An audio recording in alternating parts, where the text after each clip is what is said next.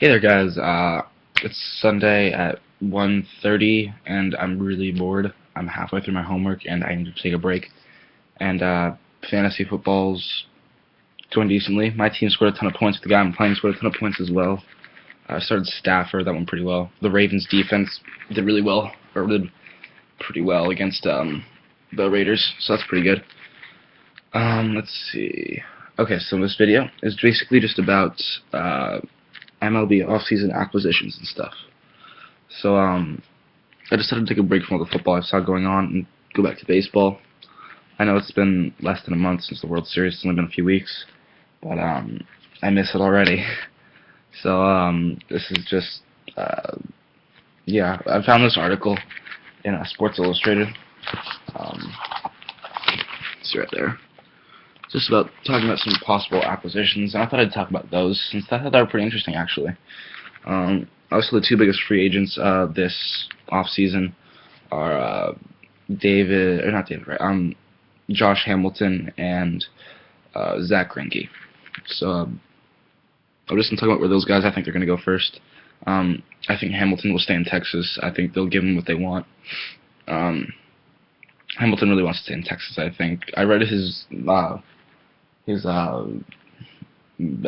book Beyond Belief, and just reading it made me talk about how much think about how much Texas has done for him, and it's been like a place of healing, I guess you could say, from all his drug abuse. So I think he really does want to stay there. Zach Greinke, I do not think he'll re-sign with the Angels. I've come up with a list of possible teams in my head. And it was either between Dodgers and Yankees before. They both need starting pitching. They both have a lot of money, but the Dodgers yesterday won the rights to sign a Korean pitcher. I forget his name. So I think that'll take the Dodgers out of that. So I do think Greinke will sign with the Yankees, sadly. They're desperately in need of a starting pitcher, other than CC Sabathia. Hiroki Kuroda is okay. I saw him pitch a lot when he was a Dodger. He's not bad, but I don't think he's a viable number 2 pitcher. So I think they'll go out and spend the money on Zach Greinke. So then talking about this article, the first possible move they suggested was the Rays trade David Price, who will most likely actually be the Cy Young candidate, to the Royals for Alex Gordon, Johnny Giovitella, and Mike Montgomery. I know everyone knows Alex Gordon's a left fielder for the Royals. He was their star prospect, number one pick a while ago. The other two guys, Johnny Giovitella, I've heard of him, or Giovitella, I've heard of him. He's a decent middle infielder for the Royals. I'm supposed to see what this article says. I don't remember what the full article says. I'll just try and read it really quickly. They're talking about how Tampa Bay has an excess of starting pitching, but their bats are lacking, so they think they should trade. It would be a good deal to trade one of their pitchers for some decent bats. Let's see. Giovitella would allow the Rays to keep Ben Zobrist at shortstop, and Montgomery is a former first-round pick who needs a change of scenery. Kansas City would get a number 1 starter it sorely needs, and also generate buzz in a city looking for a reason to believe. So that's what that says. I think it does make sense. Zobrist had a pretty good season at shortstop. Trading for Giovitella would give them someone to put at second base. Let's see. Then the Royals actually also just acquired Irvin Santana. So they'd actually be a decent team next year, or better at least if they had Price and Santana.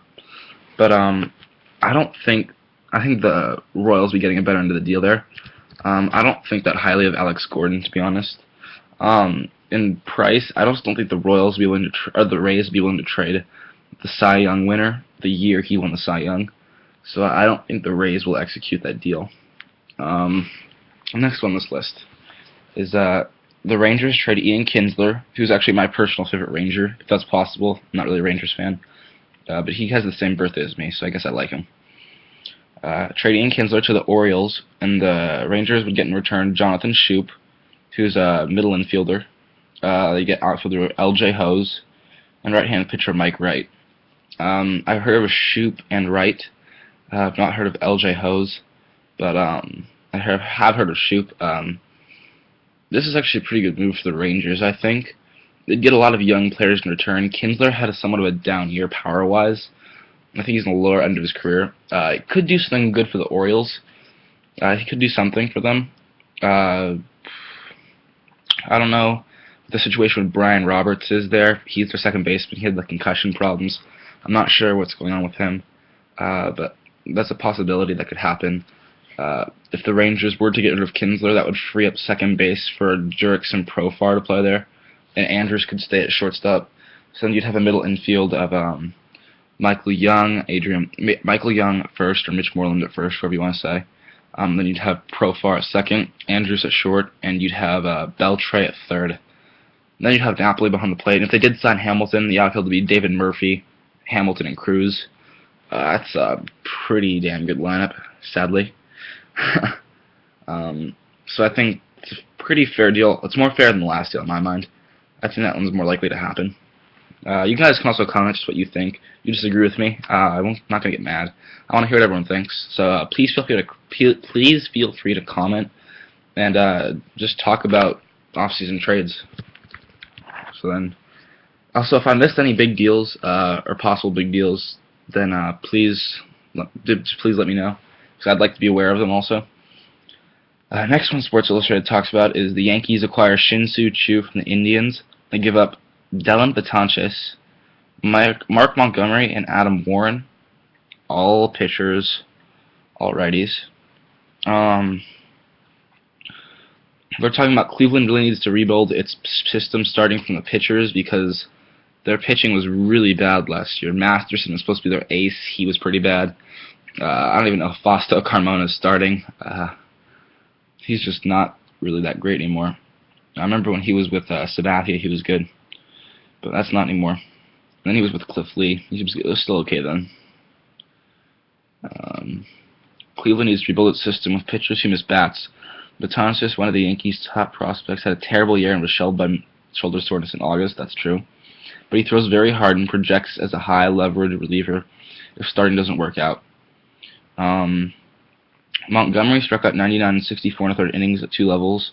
Warren, who doesn't have the upside of those two, slots as number 4 starter. It's a good return for 1 year of Choo, who can be a free agent after next season and is unlikely to stay with the Indians. He'd be a nice short-term solution if the Yankees lose Nick Swisher in free agency. So that last sentence is pretty key in my mind. If they lose Nick Swisher in free agency, if they don't, there really I guess wouldn't be a need for Shin-Soo Choo. But say that the Swisher did sign with another team, a team that lacks an outfield.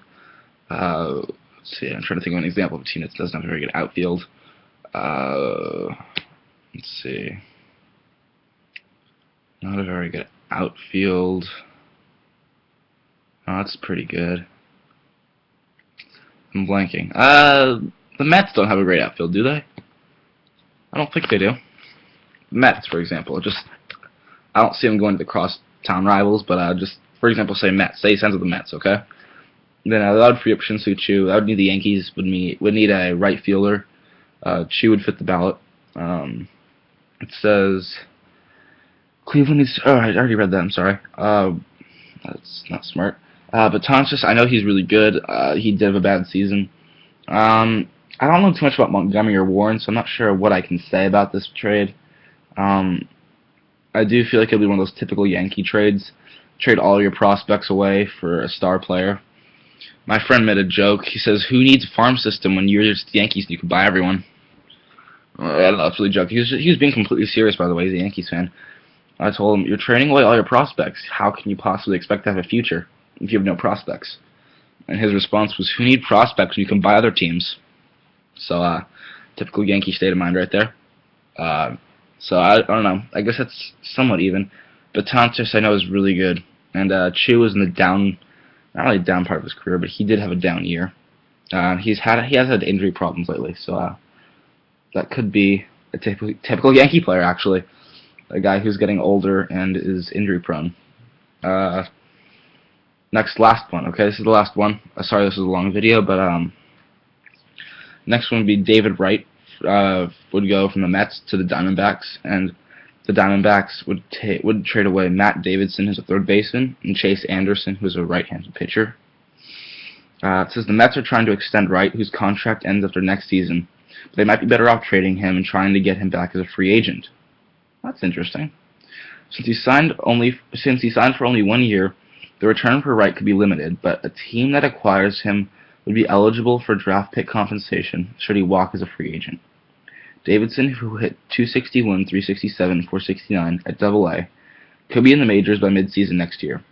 Anderson is also a polished righty who could also arrive quickly. Wright, who had an 883 OPS, would bring much needed pop to Arizona, which ranked 14th in the NL in that category. I do think that's really interesting, though, the mid part about him trying to return as a free agent after a year with the Diamondbacks.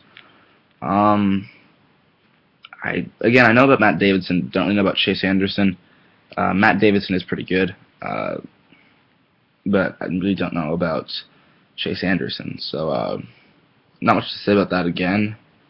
The part that I will talk about is Wright returning as a free agent. It says, since he only signed for 1 year, the return for Wright could be limited, but a team that acquires him would be eligible for draft pick compensation should he walk as a free agent. Okay, so the Diamondbacks could receive draft pick compensation if he were to sign with them for a year and then go back to the Mets. And the Mets would acquire Davidson and Anderson. That could be a pretty good. That's a good idea for the Mets, actually. I think they should go through with that if they can, because the Mets really are in the rebuilding phase. Even if they have David Wright, they won't make the playoffs next year. So they are in a rebuilding phase, but I think those guys could be crucial. So I think that could be a good idea. Lose Wright for a year. They could finish as one of the worst teams without him, but I don't know. I think that could be pretty important right there if they were able to acquire those two guys.